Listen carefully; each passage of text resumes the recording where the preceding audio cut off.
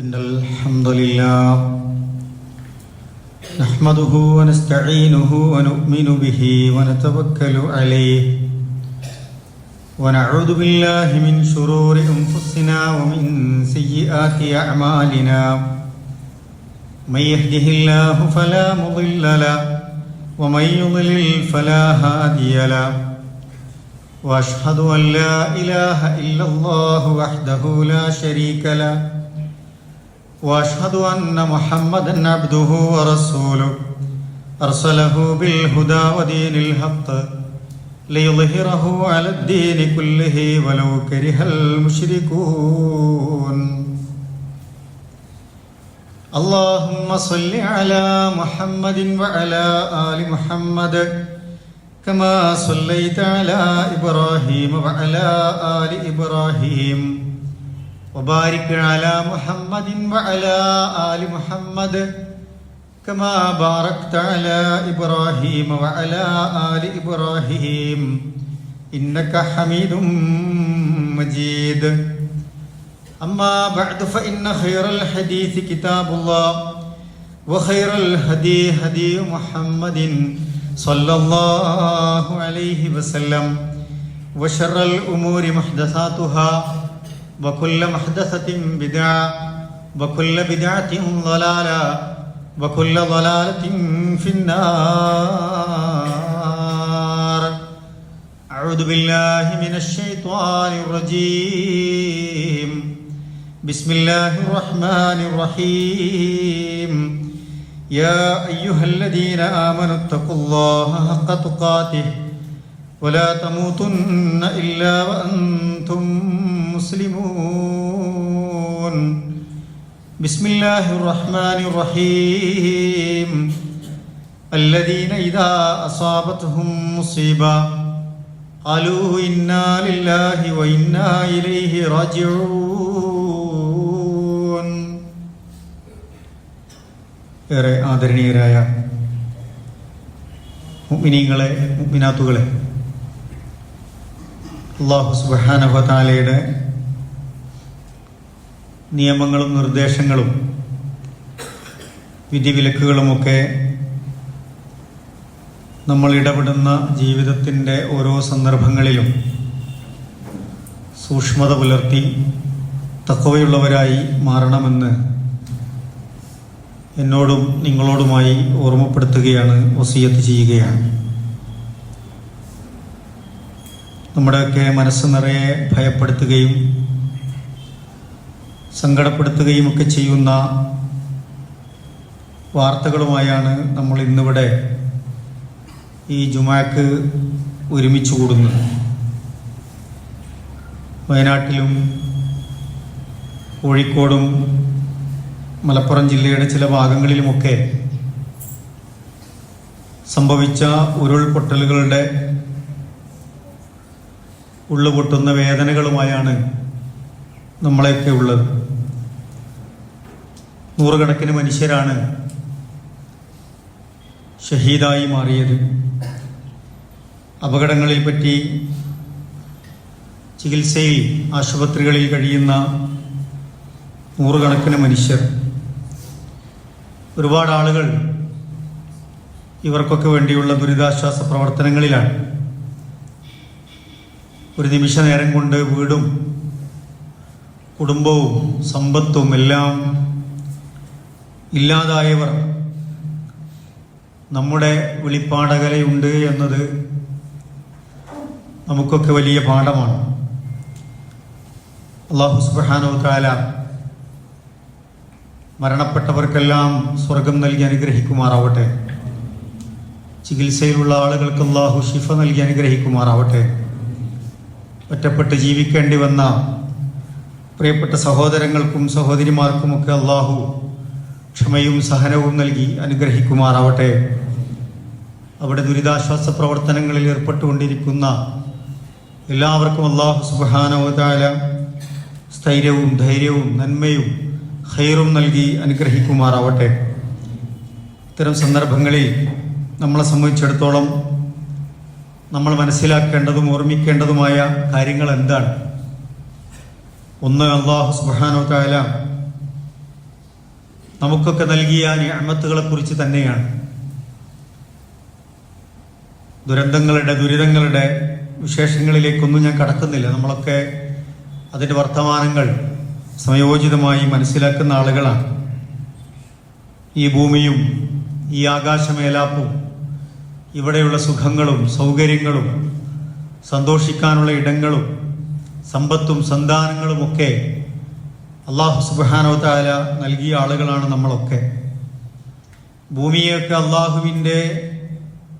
അള്ളാഹുവിൻ്റെ വലിയ കുദറത്തിലുമാണ് സഞ്ചരിച്ചു കൊണ്ടിരിക്കുന്ന നമുക്കറിയാം. ശംസു തജ്രി ലിമുസ്തഖറിൻ ലഹാ, സൂര്യനെയും ചന്ദ്രനെയും ആകാശഗോളങ്ങളെ കുറിച്ച് ഖുർആൻ പറയുന്നുണ്ട്.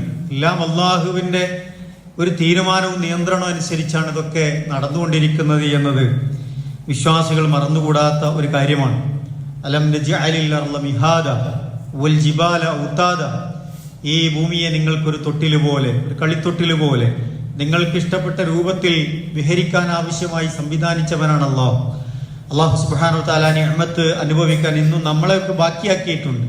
പക്ഷേ പലരെയും അല്ലാഹു തആല തിരിച്ചു വിളിച്ചു.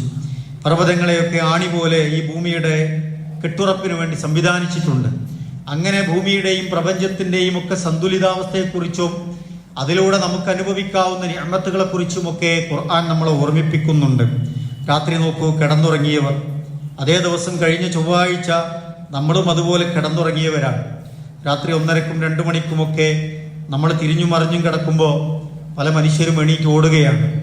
ജീവനും കൊണ്ട് ജീവിതവും കൊണ്ട് ഓടുകയാണ്. കിട്ടുന്ന വഴികളിലൂടെ രക്ഷപ്പെടാൻ ശ്രമിക്കുകയാണ്. പലരും വെള്ളത്തിൽ നീന്തി രക്ഷപ്പെടാനുള്ള മാർഗം അന്വേഷിക്കുകയാണ്. കയ്യിൽ കിട്ടിയത് എന്തോ കിട്ടിയത്, ഒന്നും കിട്ടാത്തവർ കിട്ടാത്തതുപോലെ. തൻ്റെ പ്രിയപ്പെട്ട കുട്ടി മണ്ണിനടിയിൽപ്പെട്ട് ഒരു കൈ വലിച്ചിട്ട് പോരാത്തത് കൊണ്ട് കൈ വലിച്ചൂരിയെടുക്കാൻ പറ്റിയ ദുരിതമായ ഒരു സാഹചര്യം നിങ്ങളൊന്ന് ആലോചിച്ചു നോക്കുക. അത്രമേൽ സങ്കടപ്പെട്ട മനുഷ്യർക്കിടയിലാണ് നമ്മൾ ഇന്നും ജീവനോടെ ബാക്കിയുള്ളത്. നമ്മൾ എണീറ്റ് വരുമ്പോൾ നമ്മൾ വെച്ച ബ്രഷ് ഒന്ന് കാണാതായാൽ നമ്മൾ എത്രമാത്രം അസ്വസ്ഥരാകും. നമ്മൾ വെച്ച ഒരു സാധനം ഒരു സ്ഥലത്തു നിന്ന് മാറിയാൽ നമ്മൾ എത്രമാത്രം അസ്വസ്ഥരാകും. നമ്മുടെ ഒരു പുതപ്പ് കാണാതായാൽ മതി, ഒരു തോർത്തുമുണ്ട് കാണാതായാൽ മതി, നമ്മുടെ കണ്ണട കാണാതായാൽ മതി, തെരഞ്ഞിട്ട് കാണാതായാൽ നമ്മൾ എത്രമാത്രം വിഷമിക്കുന്നവരാണ്. അതിൻ്റെ പേരിൽ എന്തൊക്കെ പുകിലുണ്ടാക്കുന്നവരാണ്. അങ്ങനെയുള്ള മനുഷ്യർക്കിടയിലാണ് പ്രിയപ്പെട്ടവരെ എണീറ്റ് നോക്കുമ്പോൾ, ഉണർന്നു നോക്കുമ്പോൾ ചുറ്റുപാട് മുഴുവൻ വല്ലാതെ പ്രയാസപ്പെട്ട് കിടക്കുന്ന സാഹചര്യത്തിൽ ജീവിക്കേണ്ടി വരുന്നവർ, വീടൊന്നാകെ നഷ്ടപ്പെട്ടവർ, പ്രിയപ്പെട്ടവരൊന്നാകെ നഷ്ടപ്പെട്ടവർ, സമ്പാദിച്ചു കൂട്ടിയതൊക്കെ നഷ്ടപ്പെട്ട മനുഷ്യർ. അല്ലാഹു സുബ്ഹാനഹു വ തആല അവർക്കൊക്കെ ഖൈർ നൽകി അനുഗ്രഹിക്കുമാറാവട്ടെ. ഇത്തരം പരീക്ഷണങ്ങളിൽ നിന്ന് അല്ലാഹു സുബ്ഹാനഹു വ തആല നമ്മെയും നമ്മുടെ പ്രിയപ്പെട്ടവരെയും ഒക്കെ കാത്തു രക്ഷിക്കുമാറാവട്ടെ. പ്രിയപ്പെട്ടവരെ, നമുക്ക് ചെയ്യാനുള്ളത് അള്ളാഹുവിലേക്ക് കൂടുതൽ അടുക്കുക എന്നുള്ളത് തന്നെയാണ്. കൂടുതൽ ഇബാദത്തുകളും ദാനധർമ്മങ്ങളും ഒക്കെ ചെയ്ത് നമ്മുടെ സംസാരവും പ്രവർത്തനവും ജീവിതവും ഒക്കെ കൂടുതൽ നന്നാക്കാൻ ആവശ്യമായ കാര്യങ്ങൾ നമ്മൾ ചെയ്യുക എന്നതാണ്. നാളെ നന്നാവാമെന്ന് കരുതിയ എത്രയോ മനുഷ്യർ ചിലപ്പോ ഈ ദുരിതത്തിൽപ്പെട്ട് മണ്ണിനടിയിൽ പെട്ടുപോയിട്ടുണ്ടാകാം. അവരുടെ മയ്യത്ത് പോലും കിട്ടിയിട്ടുണ്ടാവില്ല. പലരുടെയും മയ്യത്തുകൾ ഒന്നിച്ച് കിട്ടുന്നില്ല. കിട്ടിയത് തന്നെ തിരിച്ചറിയാൻ പറ്റാത്ത സാഹചര്യങ്ങളാണ്. ഇന്ന് രാവിലെ കിട്ടിയ വാർത്തയിൽ നമ്മുടെ തൊട്ടടുത്ത് രാമനാട്ടുകര കടവ് റിസോർട്ടിന്റെ അടുത്തുള്ള പുഴയിൽ നിന്നും ഒരു സ്ത്രീയുടെ ഭാഗികമായ ശരീരത്തിന്റെ ഭാഗം കിട്ടി എന്ന വാർത്തയാണ് നമ്മളെ വേദനിപ്പിക്കുന്നത്. അങ്ങേ അത്രമേൽ സങ്കടപ്പെടുന്ന വാർത്തകൾക്കിടയിൽ നമ്മൾ ജീവിക്കുമ്പോൾ നമ്മുടെയൊക്കെ ജീവിതം ഇതുപോലെ തന്നെയാണ്. ഇന്ന് കണ്ടാൽ കണ്ട് നാളെ കിട്ടിയാൽ കിട്ടി എന്നതുപോലെ തന്നെയാണ് നമ്മുടെ ജീവിതം. മരണമൊക്കെ അങ്ങനെ തന്നെയാണ്. വ്യത്യസ്ത സാഹചര്യങ്ങളിലായിരിക്കും ചിലപ്പോൾ നമ്മുടെയൊക്കെ മരണം സംഭവിക്കുക എന്ന് നമ്മൾ മനസ്സിലാക്കിയാൽ മതി. പക്ഷേ മരണം വരുമ്പോൾ നമ്മൾ തയ്യാറായി നിൽക്കുക എന്നതാണ്. ഭയപ്പെട്ട് നിൽക്കാനല്ല, അതിനെ സ്വീകരിക്കാൻ, തൃപ്തിയോടുകൂടി അതിനെ സ്വീകരിക്കാൻ. ലാ ഇലാഹ ഇല്ലല്ലാഹ് എന്ന കലിമത്ത് തൗഹീദ് ഉച്ചരിച്ച് കൺകുളിർക്ക് അള്ളാഹുവിന്റെ മലായിക്കത്തുകളെ സാക്ഷ്യം വഹിച്ചുകൊണ്ട് സലാമുൻ അലൈക്കും എന്ന അള്ളാഹുവിന്റെ അടുക്കൽ നിന്നുള്ള സലാമത്തിന്റെ വർത്തമാനം കേട്ട് മരിക്കാൻ ഭാഗ്യം കിട്ടുന്ന മനുഷ്യരെ കുറിച്ച് ഖുർആൻ പറയുന്നുണ്ട്. പ്രിയപ്പെട്ടവരെ, ചിലപ്പോൾ ഈ വെള്ളപ്പൊക്കത്തിനിടയിലും അങ്ങനെ മരിച്ച 100 കണക്കിന് മനുഷ്യരുണ്ടാകും. മരണം മുന്നിൽ കണ്ട് അത് സന്തോഷത്തോടുകൂടി ഏറ്റുവാങ്ങിയവർ. പക്ഷെ ചില മനുഷ്യരുണ്ടാകും നിസ്സഹായതയുടെ വെപ്രാളങ്ങളിൽപ്പെട്ട് ജീവിതത്തിന്റെ ഇത്രയും കാലങ്ങളിൽ ഒന്നും ചെയ്യാൻ പറ്റാതെ ഇതവസാനിക്കുന്ന നിമിഷത്തിൽ ബേജാറായി വെപ്രാളപ്പെട്ട് ഒരവസരവും കൂടി കിട്ടിയിരുന്നെങ്കിൽ എന്ന് ഖേദിച്ച് മടങ്ങുന്ന മനുഷ്യരൊക്കെ ഇതിന്റെ കൂട്ടത്തിൽ ഉണ്ടാവും. നമ്മൾ ഏത് കൂട്ടത്തിൽ പെടും എന്നതാണ് ഇന്ന് നമ്മളോട് നമ്മൾ തന്നെ ചോദിക്കേണ്ട ചോദ്യം എന്നതാണ്. ഇന്നത്തെ ഈ ജുമയിൽ ഒരുമിച്ച് കൂടുമ്പോൾ നമ്മൾ ശ്രദ്ധിക്കേണ്ടത്, നമ്മൾ അനുഭവിക്കുന്ന നിഅമത്തുകളെ നമ്മൾ ഓർക്കുകയും അത് പറയുകയും അതിനനുസരിച്ചുള്ള ശുക്ർ അള്ളാഹുവിന് നൽകുകയും ചെയ്യുക എന്നതാണ് നമ്മൾക്ക് ചെയ്യാനുള്ള ഒന്നാമത്തെ കാര്യം. അതോടനുബന്ധിച്ച് നമ്മൾ ചെയ്യേണ്ടത് അള്ളാഹുവിന്റെ നിഅമത്തുകൾ നീങ്ങിപ്പോകാതിരിക്കാൻ അള്ളാഹുവിനോട് പ്രാർത്ഥിക്കുക എന്നതാണ്.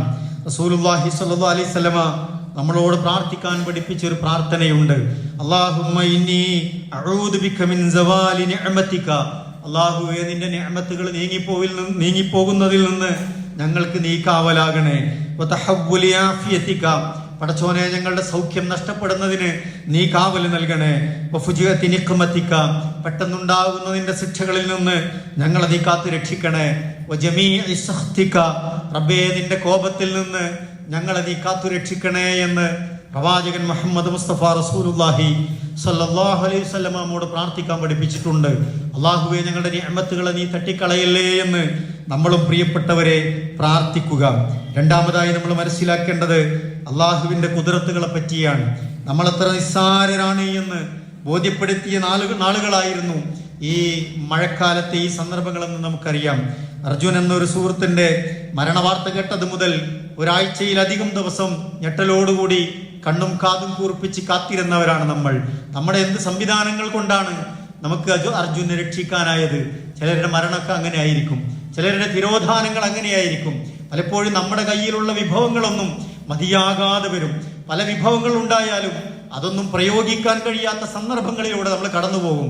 എല്ലാ സാമ്പത്തിക അവസ്ഥ ഉണ്ടാവും, പക്ഷെ ഉപയോഗിക്കാൻ കഴിയാത്ത സാഹചര്യങ്ങൾ വരും. എല്ലാ സംവിധാനവും ചിലപ്പോൾ നമ്മളെ കയ്യിലുണ്ടാവും, പക്ഷെ ഒന്നും ആസ്വദിക്കാൻ പറ്റാത്ത സാഹചര്യങ്ങൾ വരും. ചില മനുഷ്യർ കണ്ടില്ലേ, രോഗാതുരമായിരിക്കും, ഒന്നും കഴിക്കാൻ വയ്യ, ഒന്നും കുടിക്കാൻ വയ്യ, മധുരം ആസ്വദിക്കാൻ വയ്യ, അധികം കഴിക്കാൻ വയ്യ, ഒന്നിനും പറ്റില്ല. എല്ലാം ഉണ്ട്, വീട്ടിലെല്ലാം സൗകര്യമുണ്ട്, പക്ഷേ ഉപയോഗിക്കാൻ കഴിയില്ല. ഇതൊക്കെ അള്ളാഹിന്റെ ചില ഖുദ്റത്തുകളിൽപ്പെട്ട കാര്യങ്ങളാണ് പ്രിയപ്പെട്ടവരെ. അതുകൊണ്ട് നമ്മളുടെ നിസ്സഹായാവസ്ഥ നമ്മൾ ബോധ്യപ്പെടാം. മനുഷ്യരെന്ന നിലക്ക് നമ്മുടെ പരിമിതികളും നമ്മുടെ പരിമിതികളും ഒക്കെ നമ്മൾ ബോധ്യപ്പെട്ട് അള്ളാഹുവിലേക്ക് നമ്മൾ മടങ്ങുക എന്നതാണ്. ഖുർആൻ അത് ഓർമ്മിപ്പിക്കുന്നുണ്ട് നമ്മളോട്. യാ അയ്യുഹന്നാസ്, മനുഷ്യരെ, അൻതുമുൽ ഫുഖറാഉ ഇലല്ലാഹ് വല്ലാഹു ഹുവൽ ഗനിയുൽ ഹമീദ്. അള്ളാഹുവിലേക്ക് മടങ്ങേണ്ടവരാണ് നിങ്ങൾ അള്ളാഹുവിനെ ആശ്രയിക്കേണ്ടവരാണ് എന്ന് മനുഷ്യരാശിയെ വിളിച്ച് ഖുർആൻ ഓർമ്മിപ്പിക്കുന്നുണ്ട്. ഹുവൽ ഗനിയുൽ ഹമീദ്. അള്ളാഹ്ക്ക് മാത്രമേ ഐശ്വര്യതയും ധന്യതയും എല്ലാം ഉള്ളൂ എന്നുള്ള ഓർമ്മിപ്പിക്കാൻ. എല്ലാ കാലത്തും സ്തുതിക്കപ്പെടാൻ അർഹതയുള്ളത് റബ്ബ് മാത്രമാണ് എന്ന് ഖുർആൻ ഓർമ്മിപ്പിക്കുന്നുണ്ട്. നോക്കൂ, നമ്മുടെ ചുറ്റുവട്ടങ്ങളിൽ ജീവിക്കുന്ന പല രൂപത്തിലുള്ള മനുഷ്യന്മാരുണ്ടാകും. നല്ലത് കിട്ടുമ്പോൾ ഒക്കെ അള്ളാഹിനെ പറ്റി നല്ല അഭിപ്രായമാണ്. എന്തെങ്കിലും പരാതികൾ വന്നാൽ, ജീവിതത്തിലെ പ്രതിസന്ധികൾ വന്നാൽ, പ്രയാസങ്ങൾ വന്നാൽ അവർക്ക് അള്ള വേണ്ടാത്തതാണ്. അള്ളാഹിനെ പറ്റി 100 കുറ്റാണ്. പിന്നെ അള്ളാഹുവിനെ പറ്റി പരിഹാസ്യമാണ്. എന്റെ അള്ള എന്നെ കൈവിട്ടോ എന്ന് പരിതപിക്കുന്നവർ, ഇങ്ങനെ ഒരു അള്ള ഉണ്ടോ എന്നൊക്കെ ചോദിക്കുന്ന ആളുകൾ നമുക്കിടയിൽ കാണുന്നുണ്ട്. ഖുർആൻ അതിനെപ്പറ്റിയും പറയുന്നുണ്ട്. ഒരു പ്രയാസം വരുമ്പോൾ റബ്ബിനെ തള്ളിപ്പറയുന്നവർ, പരിഹസിക്കുന്നവർ. ഫഅമ്മൽ ഇൻസാനു ഇദാ മബ്തലാഹു റബ്ബുഹു ഫഅക്റമഹു വനഅമഹു ഫയഖൂലു റബ്ബി അക്രമൻ. നല്ലത് കിട്ടിയാൽ, നിഅമത്ത് കിട്ടിയാൽ, സുഖം കിട്ടിയാൽ, നമ്മൾ വിചാരിക്കണ പോലെ കാര്യങ്ങളൊക്കെ നടന്നു പോയാൽ അള്ള ഭയങ്കര സംഭവമാണെന്ന് നമ്മൾ പറയും. അള്ള എന്നെ ആദരിച്ചിരിക്കുന്നു എന്ന് പറയുന്നവർ. വമാ ഇദാ മബ്തലാഹു ഫഖദറ അലൈഹി റിസ്ഖാ ഫയഖൂലു റബ്ബി അഹാനൻ. എന്തെങ്കിലും ഒരു റിസ്കിന് കുറച്ച് മുട്ട് വന്നാൽ മതി, ഒരു ബുദ്ധിമുട്ട് വന്നാൽ അവൻ പറയും എന്റെ റബ്ബ് എന്നെ നിന്ദിച്ചിരിക്കുന്നു എന്ന് പറയുന്ന മനുഷ്യരുണ്ടാവും എന്നുള്ളതാണ്. വിശ്വാസികളുടെ നിലപാടെന്തായിരിക്കണം പ്രിയപ്പെട്ടവരെ? ഇതൊക്കെ അള്ളാന്റെ ഖലാവും ഖദറിലും പെട്ട കാര്യമാണ്. ഖൈറും ഷർറും ഒക്കെ ബലാവും ഒക്കെ അള്ളാന്റെ അടുത്ത് നിന്ന് വരാം. ധാരാളം നന്മകൾ ഉണ്ടാവും. ഇടയ്ക്ക് അള്ളാന്റെ ബലാഹുകളോ ബസാഹുകളോ ലറാഹുകളോ ബുദ്ധിമുട്ടുകളോ പ്രയാസങ്ങളോ പരീക്ഷണങ്ങളോ ഒക്കെ വന്നു ഭവിക്കുമെന്നാണ് ഖുർആൻ നമ്മളോട് പറയുന്നത്. അവിടെ വിശ്വാസികൾ എന്താണ് മനസ്സിലാക്കേണ്ടത്? അല്ലദീന ഇദാ അസ്വാബതുഹും മുസീബ ഖാലൂ ഇന്നാ ലില്ലാഹി വ ഇന്നാ ഇലൈഹി റാജിഊൻ. എന്തെങ്കിലും ആപത്ത് വന്നാൽ, പ്രയാസങ്ങൾ വന്നാൽ, പടച്ചോനെ ഇതെല്ലാം നിന്റെ ഭാഗത്ത് നിന്ന് വന്നതാണ്, ഞങ്ങൾ ഒന്നടങ്കം നിന്നിലേക്ക് മടങ്ങാനുള്ളവരാണ്, എന്ന് പറഞ്ഞ് അവർ ആശ്വസിക്കുമെന്നാണ് പ്രിയപ്പെട്ടവരെ. നമ്മളായി ഇവിടെ ജീവിച്ചതിൽ നമുക്കെന്ത് പങ്കാണുള്ളത്? നമ്മൾ നേടിയതിൽ നമുക്കെന്ത് പങ്കാണുള്ളത്? ആ വയനാട്ടിലെ എല്ലാം നശിച്ചിടക്കുന്ന എല്ലാ കാഴ്ചകളും കണ്ട ഒരു മനുഷ്യൻ ആ ക്യാമ്പിൽ നിന്ന് പറയുന്നുണ്ട്, എല്ലാം പടച്ചോൻ തന്നതായിരുന്നു, എല്ലാം പടച്ചോൻ തന്നെ തിരിച്ചെടുത്തിരിക്കുന്നു എന്ന്. അങ്ങനെ ഒരു സന്ദർഭങ്ങളിൽ പോലും അങ്ങനെ ആശ്വസിക്കാൻ കഴിയുന്ന ഒരു വിശ്വാസധാരയാണ് യഥാർത്ഥത്തിൽ നമ്മുടെ ദീൻ എന്ന് പറയുന്നത്, അള്ളാഹുവിലുള്ള വിശ്വാസം എന്ന് പറയുന്നത്. ഈ വിശ്വാസമില്ലാത്തവർക്ക് ഇതൊക്കെ ഒരു സ്വപ്നമായി മാത്രം അവശേഷിക്കുന്നുള്ളതാണ്. എൻ്റെ റബ്ബ് തന്നതായിരുന്നു എല്ലാം, എൻ്റെ മക്കളെ, എൻ്റെ സമ്പത്തിനെ, എൻ്റെ വീടിനെ എല്ലാം എന്ന് റബ്ബ് തിരിച്ചെടുത്തിരിക്കുന്നു എന്നാണ്. എന്നെയും തിരിച്ചെടുക്കുന്ന ഒരു ദിവസം വരുമെന്ന് അയാൾ ആശ്വസിക്കുകയാണ്. അങ്ങനെ ആശ്വസിക്കാൻ കഴിയാന്നുള്ളത് ഈമാനിന്റെ വലിയൊരു ലക്ഷണമാണ് പ്രിയപ്പെട്ടവരെ. നമ്മുടെയൊക്കെ ഈമാൻ ആ തലത്തിലേക്ക് വളർത്തിയെടുക്കാൻ നമുക്ക് കഴിയണം എന്നതാണ്. ഖുർആൻ അത്തരക്കാരെ പറ്റി പറഞ്ഞത് എന്താണ്? അങ്ങനെ ക്ഷമിക്കാൻ കഴിയുന്നവർക്ക് പ്രവാചകരെ താങ്കൾ സന്തോഷ വാർത്ത അറിയിക്കുക എന്ന് പറഞ്ഞാൽ അള്ളാഹുവിന്റെ അപാരമായ ബർക്കത്തും ഖൈറും അവരിലേക്ക് പെയ്തിറങ്ങും. നാളെ അവർക്ക് ഒരിക്കലും കണക്ക് കൂട്ടാൻ കഴിയാത്ത സ്വർഗീയാരാമങ്ങളുടെ സുഖ സൗകര്യങ്ങൾ അല്ലാഹു ഒരുക്കി കൊടുക്കും എന്നാണ് ഖുർആൻ നമ്മളെ ഓർമ്മിപ്പിക്കുന്നത്. അതുകൊണ്ട് പരലോകം എന്ന് പറയുന്നത് ഒരു കെട്ടുകഥയല്ല എന്ന് നമ്മൾ ഉറച്ചു വിശ്വസിക്കണം. അപ്പോഴേ നമുക്ക് ഇത്തരത്തിലുള്ള വർത്തമാനങ്ങൾ നമ്മുടെ നാവിലൂടെ സംസാരിക്കാൻ സാധിക്കുകയുള്ളൂ എന്ന് പ്രിയപ്പെട്ടവരെ നമ്മൾ മനസ്സിലാക്കുക. മറ്റൊന്ന് പ്രിയപ്പെട്ടവരെ, ഇത്തരം സന്ദർഭങ്ങൾ നമ്മൾ മനസ്സിലാക്കേണ്ടത് ഭൂമിയുടെ ഉരുൾപൊട്ടലാവട്ടെ, കാലാവസ്ഥകളുടെ വ്യതിയാനങ്ങളാവട്ടെ, പ്രപഞ്ചത്തിലെ മാറ്റങ്ങളാവട്ടെ, പലതും സംഭവിച്ചുകൊണ്ടേയിരിക്കുകയാണ്. ലോകം ഇങ്ങനെ അവസാന ഘട്ടങ്ങളിലേക്ക് കടന്നുപോയിക്കൊണ്ടിരിക്കുകയാണ്. വളരെ വേഗത്തിൽ അത് സഞ്ചരിച്ചു കൊണ്ടിരിക്കുന്നു. ഒരു ദിവസം അതെല്ലാം സംഭവിക്കുമെന്ന ബോധം നമ്മിൽ ഉണ്ടാകണം. വരാനിരിക്കുന്ന ഖിയാമത്ത് നാളിന്റെ ഭയാനകതയെക്കുറിച്ച് നമ്മൾ ഓർക്കേണ്ടതുണ്ട്. ഭൂമി അന്ന് എന്താണ് സംഭവിക്കുക? ഇദാ സുൽസിലത്തിൽ അർളു സുൽസാലഹാ വഅഖ്റജത്തിൽ അർളു അസ്ഖാലഹാ വഖാലൽ ഇൻസാനു മാ ലഹാ. ഭൂമി അതിന്റെ ഉള്ളിലുള്ളതൊക്കെ ഒരു പ്രകമ്പനം കൊണ്ട് പുറത്തേക്ക് തള്ളുന്ന ഒരു ദിവസമുണ്ട്. ആളുകൾ ചോദിക്കും, ഈ ഭൂമിക്ക് എന്ത് പറ്റി, ഭൂമിക്ക് എന്ത് പറ്റി എന്ന് ചോദിക്കുന്ന ഒരു ദിവസം വരാനുണ്ട്. അതിൻ്റെയൊക്കെ സൂചനകൾ ഇത്തരം കാര്യങ്ങളൊക്കെ വരുമ്പോ നമ്മൾ മനസ്സിലാക്കേണ്ടതാണ്. ഇത് ഒരു വീട് പോയ സ്ഥലങ്ങൾ, ഒരു അങ്ങാടി പോയ സ്ഥലങ്ങൾ, ഒരു ഏരിയ പോയ സ്ഥലങ്ങളൊക്കെയാണ് ഇന്ന് ചിലപ്പോൾ ഈ ഭൂമി കുലുക്കത്തിലും ഉരുൾപൊട്ടലിലും ഒക്കെ നമ്മൾ കാണുന്നത്. പക്ഷെ ഖിയാമത്ത് നാളിന്റെ ദിവസത്തിൽ ഒരു വീടോ, ഒരു ഏരിയയോ, ഒരു പറമ്പോ, ഒരു കെട്ടിടോ, ഒരു പർവ്വതം ഒന്നല്ലല്ലോ, എല്ലാം പൊട്ടിപ്പൊളിഞ്ഞ് തകർന്നു പോകുന്ന ഒരു ദിവസത്തെ പറ്റിയാണ് ഖുർആൻ ഓർമ്മിപ്പിക്കുന്നത്. ഖാരിയ സൂറത്ത് നമുക്കറിയാം. ആ ഭയാനകമായ ദിവസത്തെ കുറിച്ച് നമുക്ക് ഓർമ്മയുണ്ടാകേണ്ടതുണ്ട്. യാ യുഹന്നാസ്, ഖുർആൻ പറയുന്നു, മനുഷ്യരെ തഖൂ റബ്ബക്കും, നിങ്ങൾ അല്ലാഹനെ സൂക്ഷിക്കണേ. ഇന്ന സൽസലത സാഅതി ശൈഉൻ അളീം, ആ ഭയാനകമായ സമയം, അന്ത്യസമയം എന്ന് പറയുന്നത് വമ്പിച്ചൊരു കാര്യമാണ് എന്നാണ്. അല്ലെ, പാല് കൊടുക്കുന്ന ഒരു കുട്ടിയെ പോലും വലിച്ചെറിയാൻ ഒരു ഉമ്മ കാണിക്കുന്ന ഒരു ദിവസം എന്ന് പറഞ്ഞാൽ എത്ര ഭീതിതമായ സാഹചര്യമാണ് പ്രിയപ്പെട്ടവരെ. അതിനെക്കുറിച്ചൊക്കെ ഓർക്കാൻ ഇത്തരം സന്ദർഭങ്ങൾ നമ്മെ പര്യാപ്തമാക്കേണ്ടതുണ്ട് എന്നാണ് ഓർമ്മിപ്പിക്കാനുള്ളത്. മറ്റൊന്ന് നമ്മൾ അറിയേണ്ടത്, ദുരിതത്തിൽ, ദുരന്തങ്ങളിൽ, ഇത്തരം കാലവിപത്തുകളിൽ, പ്രയാസങ്ങളിലൊക്കെ മരണപ്പെടുന്നവർക്ക് അല്ലാഹു സുബ്ഹാനഹു തആല വമ്പിച്ച പ്രതിഫലമാണ് നൽകുന്നത് എന്നാണ്. റസൂലുള്ളാഹി സ്വല്ലല്ലാഹു അലൈഹി വസല്ലം പറയുന്നുണ്ട്, അൽ മത്ഊൻ വൽ മബ്തൂൻ വൽ ഗരീഖ് സ്വാഹിബുൽ ഹദം അശ്ശഹീദു ഫീ സബീലില്ലാ, ഇവരൊക്കെ ശുഹദാക്കളാണ് എന്നാണ്. മഹാമാരികൾ മൂലം മരണപ്പെടുന്നവരുണ്ടാകും, ഉദര രോഗങ്ങൾ ബാധിച്ച് പ്രയാസപ്പെട്ട് മരണപ്പെടുന്ന ആളുകളുണ്ടാകും, വെള്ളത്തിൽ മുങ്ങി മരിക്കുന്ന ആളുകളുണ്ടാകും, കെട്ടിടം തകർന്ന് മരണപ്പെടുന്ന ആളുകളുണ്ടാകും, അള്ളാഹുവിന്റെ മാർഗത്തിൽ മരണപ്പെടുന്ന, അള്ളാഹുവിന്റെ മാർഗത്തിൽ ധർമ്മസമരം ചെയ്ത് മരണപ്പെടുന്നവരുണ്ടാകും. ഇവർക്കൊക്കെ അള്ളാഹു ശുഹദാക്കളുടെ ഗംഭീരമായ മനോഹരമായ വമ്പിച്ച ഉന്നതമായ പറുദീസകൾ നൽകി അനുഗ്രഹിക്കുമെന്ന് റസൂലുള്ളാഹി സ്വല്ലല്ലാഹി അലൈഹി വസല്ലം നമ്മളെ പഠിപ്പിക്കുന്നുണ്ട്. ഈ ഭാഗത്ത് മരണപ്പെട്ട നമ്മുടെ പ്രിയപ്പെട്ടവർക്കൊക്കെ അല്ലാഹു തആല ശുഹദാക്കളുടെ വമ്പിച്ച പ്രതിഫലം നൽകി അനുഗ്രഹിക്കുമാറാവട്ടെ. അതുപോലെ തന്നെ പലസ്തീനിൽ നടക്കുന്ന വാർത്തകൾ നമ്മളുടെ കണ്ണ് നനയിക്കുന്നതല്ലേ, എത്രമാത്രം സങ്കടകരമാണ്. പലപ്പോഴും നമ്മളൊക്കെ മറന്നു തുടങ്ങിയിട്ടുണ്ടാവും. കഴിഞ്ഞ ദിവസങ്ങളിലാണ് ഹമാസിന്റെ നേതാവ് ഇസ്മായിൽ ഹനിയെ അതിക്രൂരമായി കൊല ചെയ്തത്. ഇസ്രായേൽ പട്ടാളം ഇറാനിന്റെ അതിർത്തിക്കുള്ളിൽ വെച്ചാണ്, അവരുടെ സംരക്ഷണത്തിൽ കഴിയുകയാണ് അദ്ദേഹത്തെ കൊല ചെയ്തത് എന്ന് നമുക്കറിയാം. എന്താണ് അതിൽ നടന്ന വഞ്ചന എന്നും ചതിയെന്നും നമുക്കറിയില്ല. ലോകാടിസ്ഥാനത്തിൽ തന്നെ അഹ്ലു സുന്ന എന്ന് പറയുന്ന വിഭാഗത്തെ തകർക്കാൻ ശ്രമിക്കുന്നതിന്റെ ഭാഗമായി തന്നെയാണ് പലസ്തീനിലും ഇപ്പോൾ ഈ ഉന്മൂലനം നടത്തിക്കൊണ്ടിരിക്കുന്നത് നമുക്കറിയാം. അവിടെ ഇസ്മായിൽ ഹനിയെ പോലെ രക്തസാക്ഷിത്വം വഹിച്ച ലക്ഷക്കണക്കിന് മനുഷ്യരുണ്ട്. പ്രിയപ്പെട്ടവരെ, നമ്മൾ അവർക്ക് വേണ്ടി പ്രാർത്ഥിക്കണം. അള്ളാഹുവെ, ഉന്നതമായ സ്വർഗം നൽകി നീ അനുഗ്രഹിക്കണേ റഹ്മാനെ. പ്രിയപ്പെട്ടവരെ, ഈ സംഭവങ്ങളിൽ നിന്നൊക്കെ നമ്മൾ നമ്മുടെ ജീവിതത്തെ നന്നാക്കാൻ ആവശ്യമായ കാര്യങ്ങൾ ചെയ്യുക എന്നതാണ്. എന്തുകൊണ്ടാണ് ഇതൊക്കെ സംഭവിക്കുന്നത്? എന്തുകൊണ്ടാണ് ഇങ്ങനെ സംഭവിക്കുന്നത്? ഒന്ന്, പ്രകൃതിയിൽ അള്ളാഹു നിശ്ചയിച്ച ചില സംവിധാനങ്ങളുണ്ട്, സുന്നത്തുകളുണ്ട്. ആകാശങ്ങളെ ഭൂമിയെയൊക്കെ പടച്ചപ്പോ അള്ളാന്റെ ചില തീരുമാനങ്ങളുണ്ട്.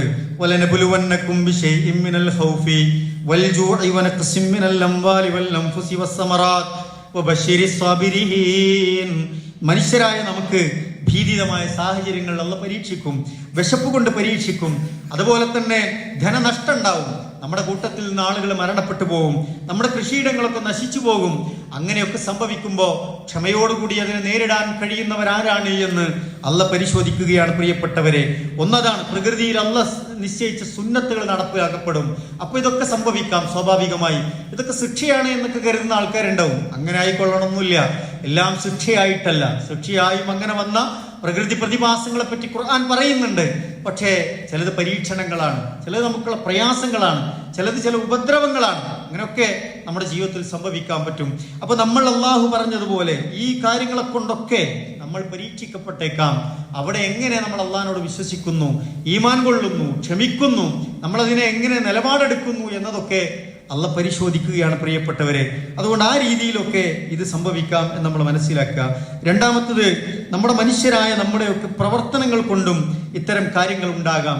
മനുഷ്യർ ചെയ്യുന്ന തിന്മകൾ കാരണം, ക്രമം തെറ്റിച്ചിട്ടുള്ള ഇടപെടൽ കാരണമൊക്കെ ഇത് സംഭവിക്കാമെന്നാണ്. ലഹറൽ ഫസാദു ബിൽ ബർരി വൽ ബഹരി ബിമാ കസബത് ഐദിന്നാസ്. മനുഷ്യരുടെ ഇടപെടൽ കാരണം, കരങ്ങൾ കാരണം കടലിലും കരയിലും ഒക്കെ കുഴപ്പമുണ്ടായിരിക്കുന്നു എന്ന് ഖുർആൻ ഓർമ്മിപ്പിക്കുന്നുണ്ട്. നമ്മൾ ആലോചിക്കേണ്ടത് എന്താണ്?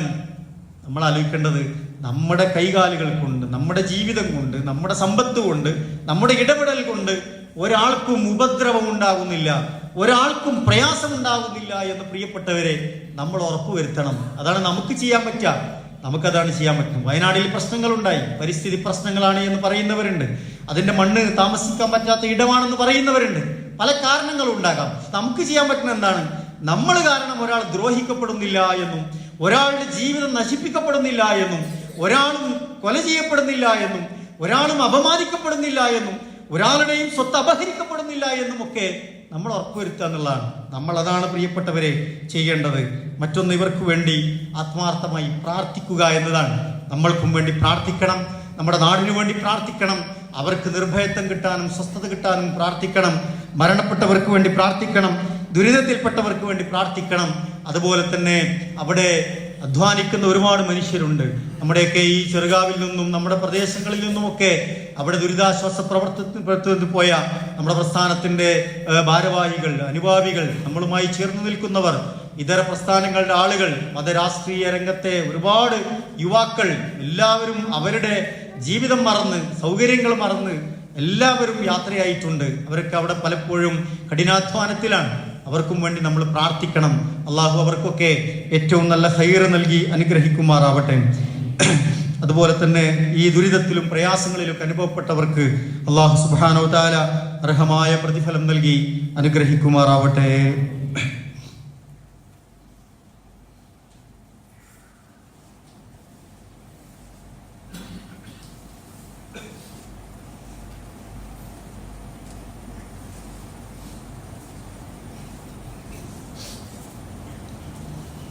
അൽഹംദുലില്ലാ സ്വലാത്തു വസ്സലാമു അലാ റസൂലില്ലാ വഅലാ ആലിഹി വസഹ്ബിഹി അജ്മഈൻ. അമ്മാ ബഅദ്.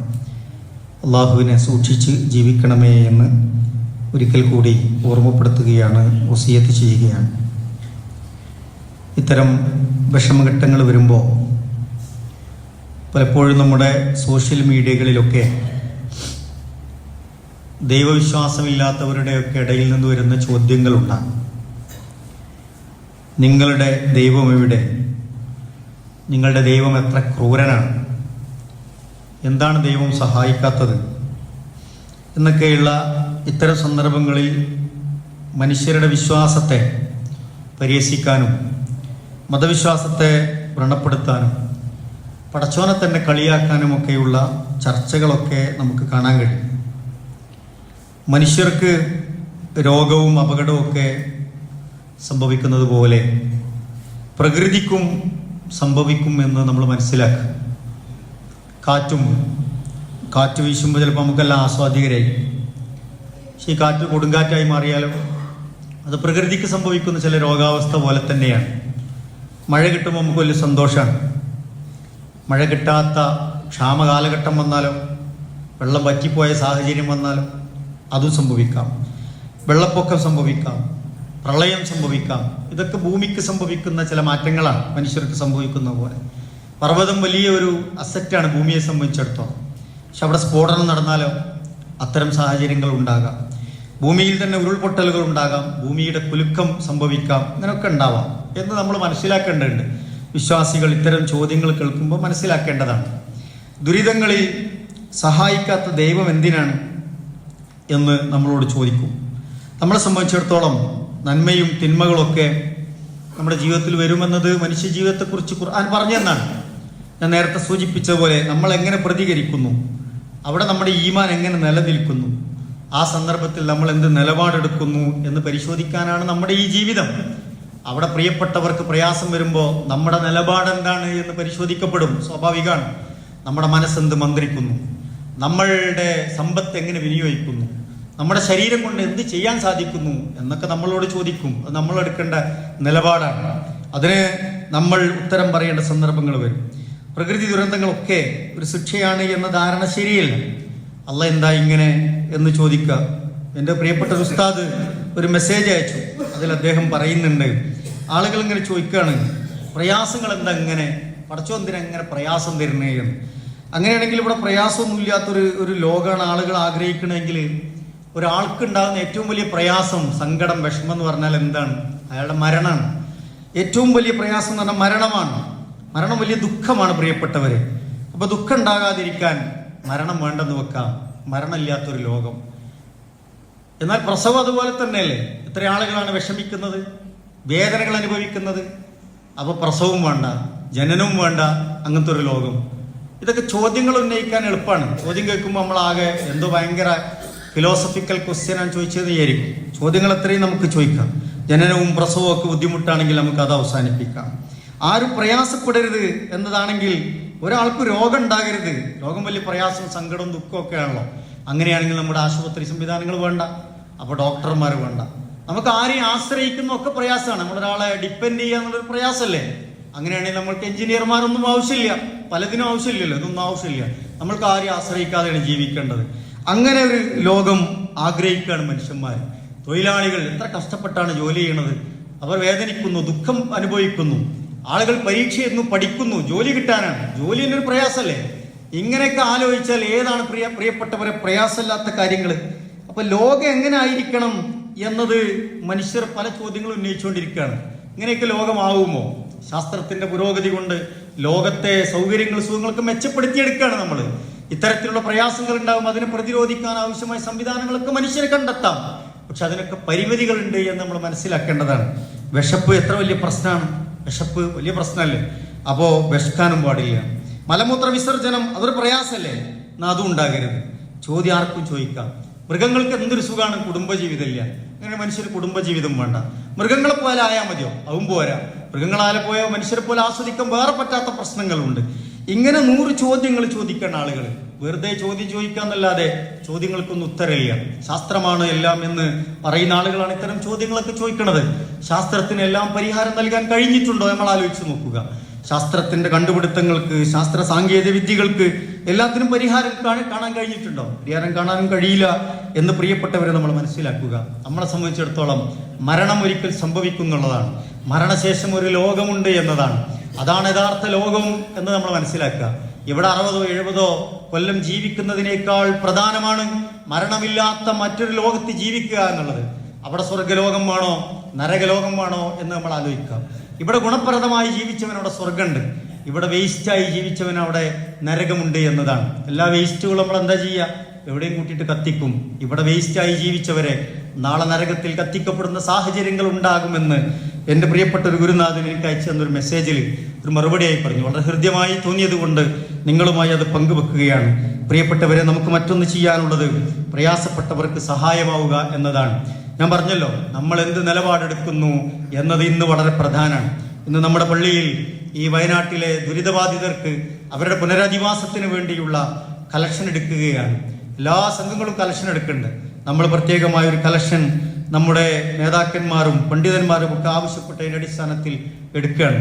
റസൂലുള്ളാഹി പറഞ്ഞല്ലോ, മല്ലാ യർഹമുന്നാസ് ലാ യർഹമുല്ലാഹ്. മനുഷ്യർക്കിടയിൽ കാരുണ്യം കാണിക്കാത്തവനോട് അല്ലാഹു ഒരിക്കലും കാരുണ്യം കാണിക്കൂല. മൻ കാന ഫീ അഖീഹി കാന അല്ലാഹു ഫീ ഹാജ. നമ്മുടെ സഹോദരന്റെ വിഷയത്തിൽ, അവന്റെ ആവശ്യത്തിൽ ഒരാൾ ഇടപെട്ടാൽ അല്ലാഹു നമ്മുടെ ഒരു ആവശ്യത്തിൽ ഇടപെടുമെന്നാണ്. നമ്മൾ ദുനിയാവിൽ ഒരാളുടെ പ്രയാസം നീക്കിക്കൊടുത്താൽ നാളെ ആരും തുണയില്ലാത്ത പരലോകത്ത് അള്ളാഹു നമുക്ക് തുണക്കെത്തുമെന്നാണ് റസൂലുള്ളാഹി സ്വല്ലല്ലാഹി അലൈഹി വസല്ലം പഠിപ്പിച്ചിട്ടുള്ളത്.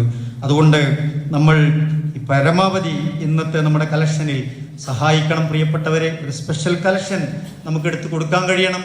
നമ്മുടെ ജീവിതത്തിലെ വളരെ നിർണായകമായ ഒരു ഘട്ടത്തിലൂടെയാണ് നമ്മുടെ ഈമാൻ ചോദ്യം ചെയ്യപ്പെടുന്ന, നമ്മുടെ ജീവിതം ചോദ്യം ചെയ്യപ്പെടുന്ന, നമ്മുടെ സുഖ സൗകര്യങ്ങൾ ചോദ്യം ചെയ്യപ്പെടുന്ന, നമ്മുടെ അനുഗ്രഹങ്ങൾ ചോദ്യം ചെയ്യപ്പെടുന്ന ഒരു ദിവസമാണ് യഥാർത്ഥത്തിൽ. അതിൽ നമ്മൾ നമ്മുടെ കൂടപ്പിറപ്പുകളെ പോലെ കാണേണ്ടവരോട് എന്ത് ചെയ്യണം എന്നുള്ളതാണ്. എല്ലാ വ്യത്യാസങ്ങളും മറന്ന്, അല്ലേ, എല്ലാ വ്യത്യാസങ്ങളും മറഞ്ഞ് ഒട്ടുടുത്തു പോകുന്നത് പോലും ഇല്ലാതെ എല്ലാം ഒഴുക്കിൽപ്പെട്ടുപോയി കൊണ്ടു ചെന്ന മനുഷ്യരുടെ ഈ കുപ്പായവും തുണിയൊക്കെ ഊരിക്കൊടുത്ത് ഉടുത്ത് ഈ ക്യാമ്പുകളിൽ എത്തിയ മനുഷ്യരുണ്ട്. അവിടെ സങ്കടകരമാണ് അവിടുത്തെ വർത്തമാനങ്ങൾ. ഒരുപാട് ആളുകൾ നേരിട്ട് വിളിച്ചതും പോയവരൊക്കെ അനുഭവങ്ങൾ പങ്കുവെച്ചവരുടെ ഒക്കെ വർത്തമാനങ്ങൾ നിങ്ങളും കേട്ടിട്ടുണ്ടാകും. നമുക്കാവുന്ന മാക്സിമാണ് നമ്മൾ ചെയ്യേണ്ടത്. അതെല്ലാവരുടെ ഭാഗത്തു നിന്നും ഉണ്ടാകണേ എന്ന് പ്രത്യേകമായി ഓർമ്മപ്പെടുത്തുകയാണ്. അല്ലാഹു സുബ്ഹാനഹു വ തആല നമ്മുടെ സദഖകളും ദാനധർമ്മങ്ങളും ഒക്കെ നമ്മളിൽ നിന്ന് സ്വീകരിക്കുമാറാവട്ടെ. അതുമൂലം തന്നെ അല്ലാഹു സുബ്ഹാനഹു വ തആല നമ്മുടെ പ്രയാസങ്ങളെ ദൂരീകരിച്ചു തരുമാറാവട്ടെ. ആപത്തുകളിൽ നിന്ന് അല്ലാഹു നമ്മെ കാത്തു രക്ഷിക്കുമാറാവട്ടെ. അല്ലാഹുവേ, എല്ലാവിധ ഫിത്നകളിൽ നിന്നും ഫസാദുകളിൽ നിന്നും ഞങ്ങളെയും ഞങ്ങളുടെ കുടുംബങ്ങളെയും ഞങ്ങളുടെ ദീനിനെയും നാടിനെയും ഈ ഉമ്മത്തിനെയും ഒക്കെ നീ കാത്തു രക്ഷിക്കണമേ റഹ്മാനെ. അല്ലാഹുവേ, എല്ലാവിധ പരാധീനതകളിൽ നിന്നും വിഷമഘട്ടങ്ങളിൽ നിന്നും ഈമാനിന്റെ കരുത്തോടുകൂടി ക്ഷമയോടുകൂടി അതിനെ നേരിടാനുള്ള കരുത്ത് പ്രിയപ്പെട്ട ഞങ്ങളുടെ സഹോദരങ്ങൾക്കും സഹോദരിമാർക്കും നീ നൽകി അനുഗ്രഹിക്കണമേ റഹ്മാനെ. ഏത് പ്രതിസന്ധി ഘട്ടങ്ങളിലും നിന്നെ കൈവിടാതെ, നിന്നിലുള്ള വിശ്വാസം കൈവിടാതെ മുന്നോട്ട് പോകാനുള്ള ഒരു തൗഫീഖ് ഞങ്ങൾക്കെല്ലാം നീ നൽകി അനുഗ്രഹിക്കണമേ റഹ്മാനെ. അല്ലാഹുവേ, ദുരിതമുഖത്ത് സഹായഹസ്തമായി ഓടി നടക്കുന്ന ഈ രാജ്യത്തിന്റെ പ്രധാനപ്പെട്ട സൈന്യമുണ്ട്, നമ്മുടെ സംവിധാനങ്ങളുണ്ട്, പ്രസ്ഥാനത്തിന്റെ വക്താക്കളുണ്ട്, നമ്മുടെ ദീനീ രംഗത്ത് പ്രവർത്തിക്കുന്ന പ്രിയപ്പെട്ടവരുണ്ട്, നമ്മുടെ ആത്മമിത്രങ്ങളുണ്ട്. അല്ലാഹു, എല്ലാവർക്കും നീ ഖൈറും ബർക്കത്തും നൽകി അനുഗ്രഹിക്കണേ റഹ്മാനെ.